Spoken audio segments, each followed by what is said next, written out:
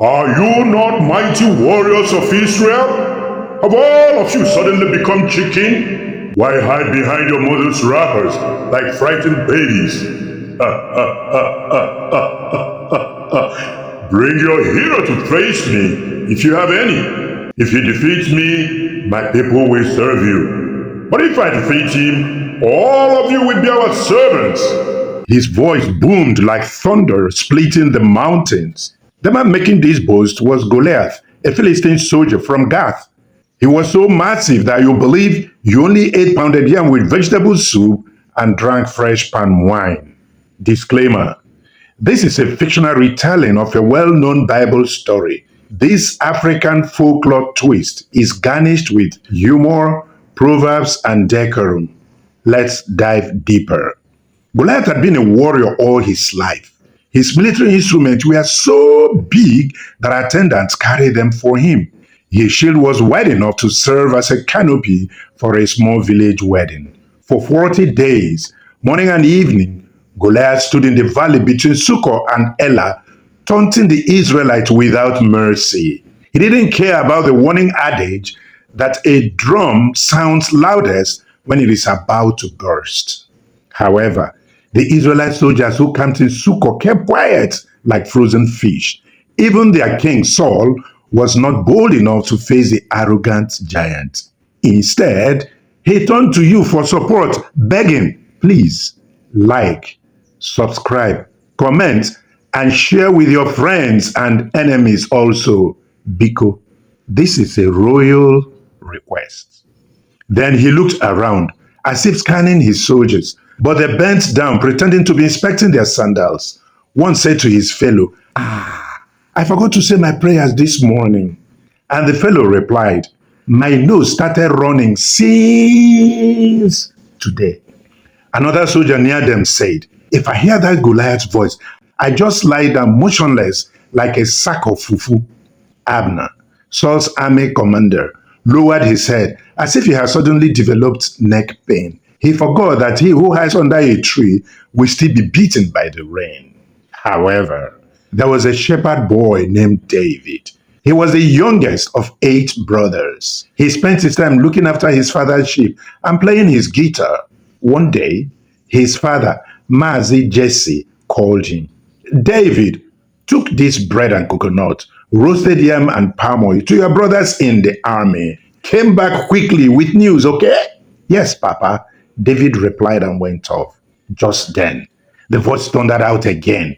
David frowned. Who's making this big noise like a town crier, insulting us and our God? Heads turned. It was David smiling carefree as he entered the camp, looking for his brothers, Nweke, Nwafo, and Nwankwo. Eliab, Abinadab, and Shammah, who were in Saul's army. Quiet, David, his eldest brother Eliab snapped. This is none of your business. Go back to Papa's sheep. David became the underrated small pot that boils over and puts out the fire. David replied, I only ask questions. Is it now an offense to ask questions? David further queried, why has nobody replied him? Is this a contest without an opponent? When a snake enters your room, you don't wait for it to relax before you react, do you? Eliab grabbed his arm. David, don't put your nose or mouth inside this matter. It is for your ears only. Not convinced, David shook off. Aren't your stomach swollen, swallowing all these insults? As for me, I am fed up. As they say, a stubborn he-goat may be boasting of his strength till the owner decides to eat goat meat pepper soup. The soldiers laughed hard. Goliath will just use you as toothpick after eating the pepper soup. Then David was told, the king will give whoever would defeat Goliath lots of money and his beautiful daughter as wife for free. What is more, the hero's family will no longer pay taxes. David laughed. So you people are sitting tight when appetizing rewards are parading in your face. Look, if you sit by the river bank waiting for fishes to jump inside your pockets, you will eat food only in your dream. I'm not afraid of him, he said firmly. I've shut up a lion and a bear before. The God who saved me from their claws and jaws will save me again from this big boaster. When Saul heard that someone was asking questions about Goliath, he became curious and sent for him at once. But when he saw David, he almost laughed. You? You want to face Goliath? You look like a boy still feeding on his mother's laps. David bowed respectfully. My lord, it is not about my age or size, but about my relationship with Jehovah. When he is with a mosquito, it will defeat even an elephant. Let me tell you something, my lord. David recounted how he protected his father's sheep from a lion and a bear with only his sling and pebbles. He added, perhaps it is for this moment that Jehovah our God had trained me. He clears the path for whoever is on his errand. Saul was stunned. A lion? A bear? I like your faith, son. Hold on to it. When a lizard leaves the protection of a tree, children play with it like a toy. Saul sighed. Young man, I admire your courage, but I cannot send you to the ancestors so soon. You are too young for this adventure.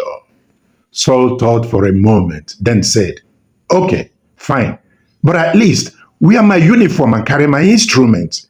Even a small bird looks big in the feathers of an eagle. The soldiers tried putting them on David, but everything was too big. He tried to walk, but staggered like a child, learning to carry a calabash of water. David complained, my lord, I'm not comfortable in these outfits. I feel like a masquerade walking in the mud. A snail does not wear the shell of a tortoise. Let me go the way I am. David prayed silently. Oh God, my father, you saved me from wild animals. This loud mouth is another testimony in your hands. He who bows before you can stand against even this proud giant.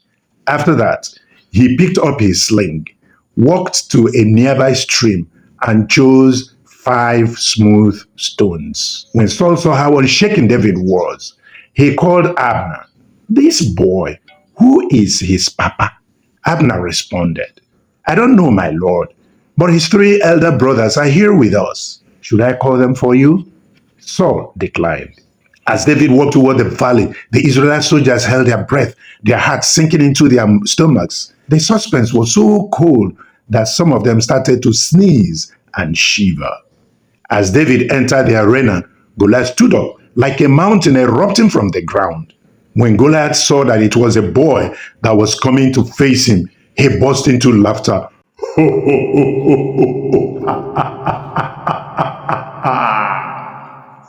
So loud that birds flew off in panic. The stage is now set. The moment you've been waiting for has arrived. A shepherd boy versus a gallant giant. Who wins?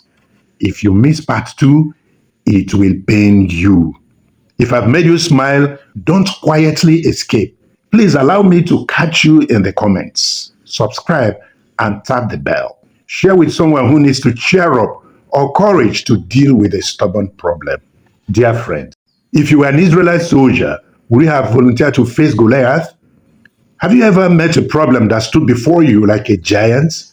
Which proverb, joke, or expression impressed you the most? Drop it in the comments. Moral lessons. Courage is not measured by age or size. Mockery cannot silence faith. When God prepares you in secret, your victory will be public.